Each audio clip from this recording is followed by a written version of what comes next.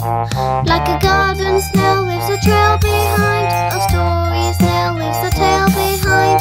Share our stories and you may find you can tell a story too.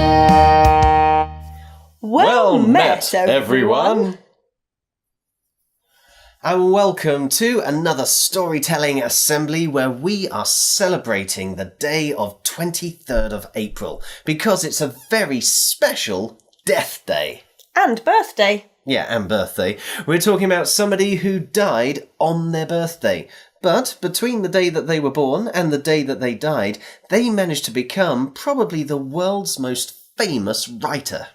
That's right, we're talking about William Shakespeare, who is really famous for all of the plays that he wrote and also for a lot of poetry. And now that I come to think of it, his plays were written in poetry, so... They were, actually, yeah. If you watch any of his plays, you'll notice that quite a few of the characters speak in a kind of poetry known as iambic pentameter. Which is a really long way of saying that they all use this rhythm. Dee-dum, dee-dum, dee-dum, dee-dum, dee-dum. That's right, and Shakespeare tended to think of different tales from folklore to write his plays about. Tales such as Romeo and Juliet or Midsummer Night's Dream have lots of characters in them from the stories that Shakespeare knew. And sometimes he used real people and wrote histories like Henry V. Yeah, although now we've mentioned that, it makes me think, I wonder why Shakespeare didn't write about probably one of the most important historical figures of folklore from his country of England, especially since England celebrates this character also on the 23rd of April. Oh yes, St. George. Mm-hmm. His festival falls on the 23rd of April and I don't think Shakespeare ever did write a play about St. George. No, but if he had done, it probably would have sounded a little bit like this.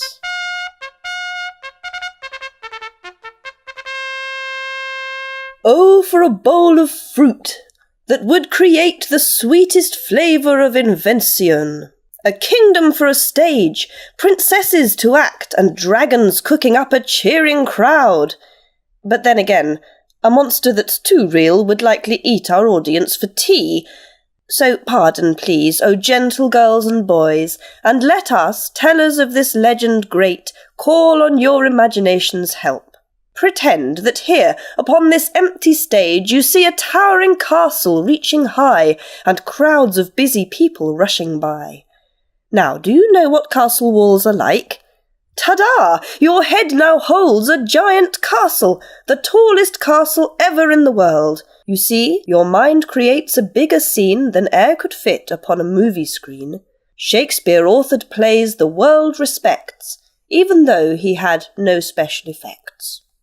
Ooh, but I've been talking far too long. See, a king and daughter this way come.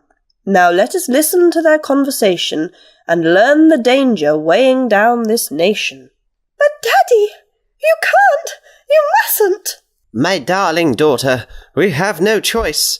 The beast will kill us all unless we yield and give him what he wants.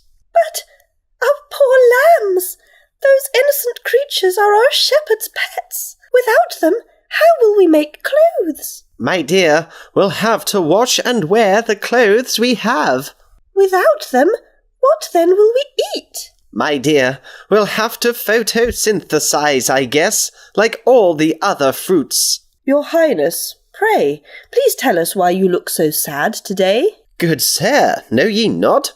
Beyond the gates of our fair city, Pear, a dragon waits with hungry belly there.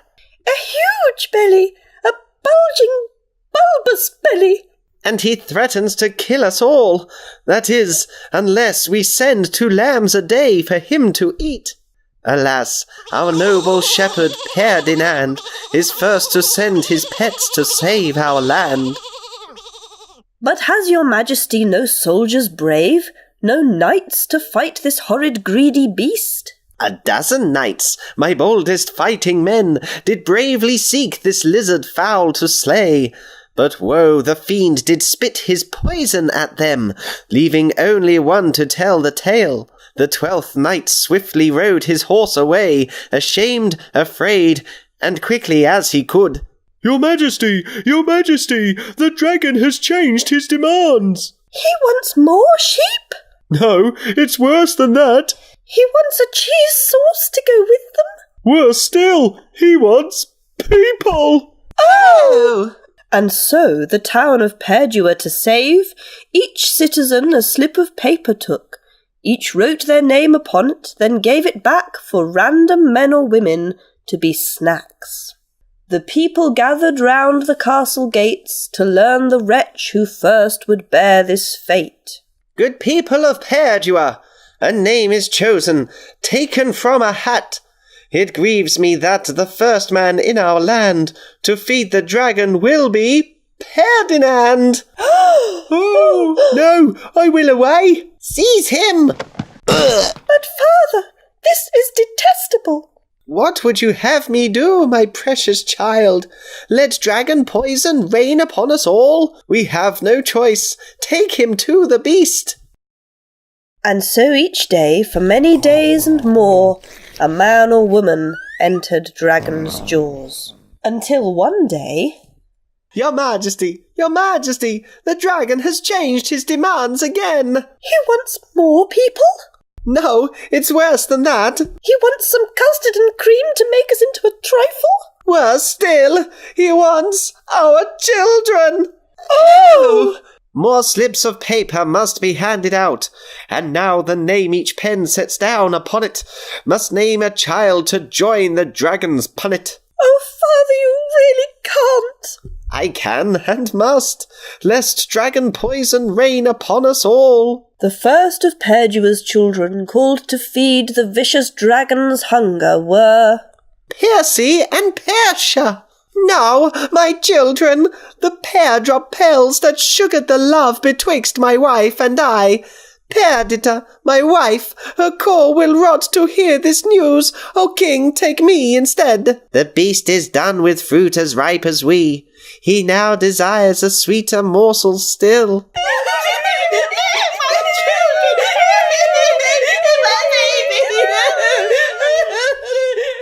Now I expect you find these matters harsh, appalling even, surely past the worst. And yet, alas, 'twas only a matter of time before the thirsty roots of fate took aim and bore the creepy shoots of great distress. The next to serve the beast is the princess. Oh no, O sweetest child of mine, alack, can I equate thee to a summer's pear? Thou art more full of juice, more smooth and fair. Forsooth the dragon canst not stomach you. Thy people will not stomach your loss too. Yeah, we can. Yeah, we will. Fie, she must be fed to the beast. We were forced to sacrifice our children, so to this end your daughter too should go. And so, though felt the king as if a worm had burrowed to his core, still the princess was led to feed the dragon. After all, she was of noble seed, but seed no less. But let us dwell no more upon this scene, and change it for a road beyond the city, where a gallant knight was riding hence.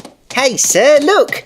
It's one of those narrators. What ho, Michelle, my friend. Narrator? Yeah, you know, one of those pieces of fruit who let everyone know what's going on. We must be in the right place. Explain your reason, Michelle, my friend. Remember the 12th night we met a few miles back?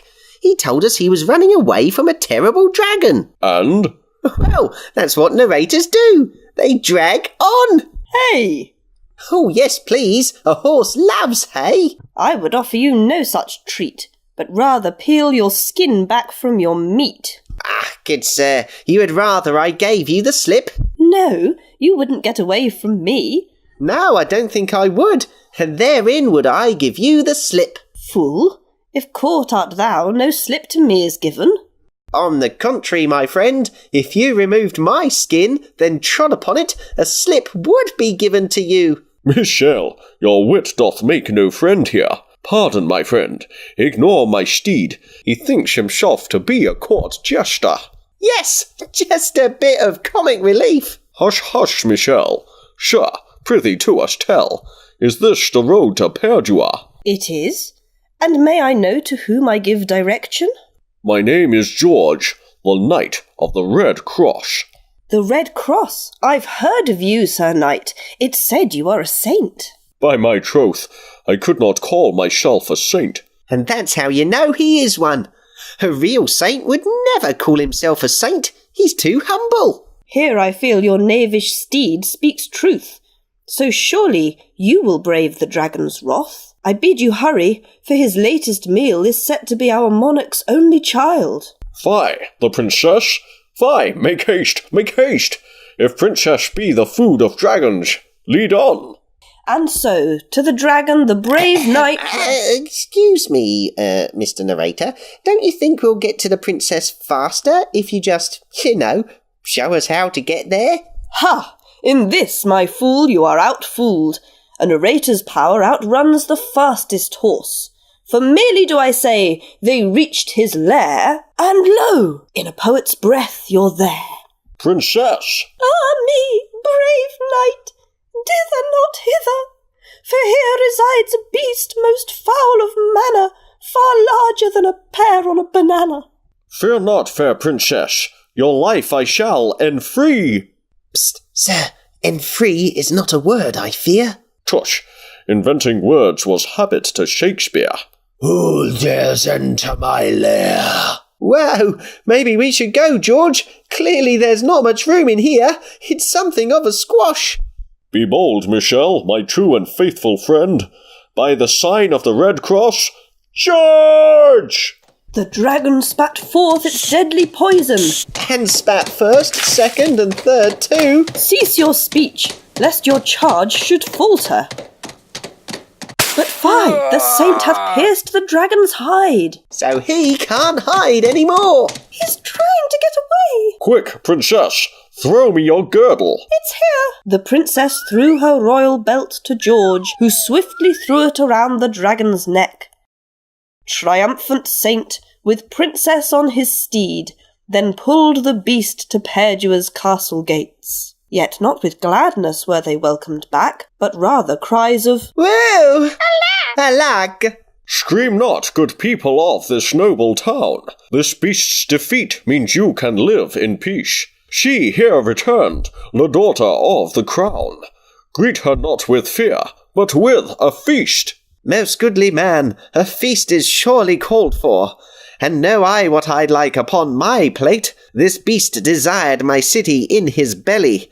Now we will fill our bellies up with him. So if it pleases you, O valiant sir, chop up and serve this monster for our tea. You wish to eat the dragon? Rather so than let him spew his poison down on us. See how against the rope you pull he strains. Soon he'll be loose to spit and kill again. Please chop and serve him for our supper plate. Please chop and serve before it is too late. Have patience, Majesty. Slay him I shall. But first, as victor here, a prize I seek. Of course. You wish to marry the princess? My lord, your daughter is a peachy pear, but I am married to the cross I bear. If not a royal wedding, what's your will? Your highness, as I passed the streets of Perdua, I noticed not a single church is built. Build one today, and dine on dragon tonight. Forsooth, you are a saint. And so, good pears of Perdua, heed this charge. Construct a church at once, and make it large. Yay! So this was done, and so our tale is done, and all can party hard as they are able, though not the dragon. He has much less fun, as he is chopped and served upon the table. So, gathered round the table, raise your flagons, hurrah for saintly George, and down with dragons. Cheers! Cheers! It just remains for us to say farewell. And we hope to hear the stories you will tell. So, farewell! And we hope to hear the stories you will tell.